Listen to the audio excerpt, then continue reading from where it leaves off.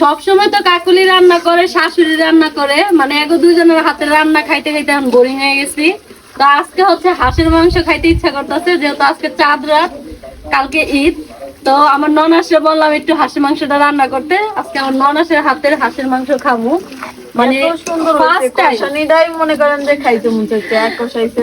মানে আমারই কিন্তু কয়তাছে খাওয়ার লেগে, আমি শুধু ক্যামেরাটার লেগে খাই নাই গা, মানে ভিডিওটা করে তারপর হচ্ছে খামু।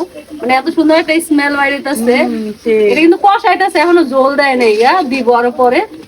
আর আমার ননাসের হাতের রান্না নাকি অনেক মজা, আমি ফার্স্ট টাইম খাবো। আমি কিন্তু খাই নাই কোনো সময়, এই প্রথমবার আমার ননাস আমি যখন ঢাকা ছিলাম না একা, তখন ওই যে মাথার মাংস, গরুর মাথার মাংস হচ্ছিল, এত মজা হয়েছিল তোর গরু গোস্ত খেয়ে। আর আমি কিন্তু মাথার মাংস ফার্স্ট টাইম খাইছিলাম, মানে ননাসের সাথে বিয়ে হওয়ার পর কাকুলি রান্না করছিল একদিন। একদিনে অনেকদিনই প্রায় প্রায় খাইতাম, তবে ফার্স্ট টাইম আর কি খাইছি অবকাশ।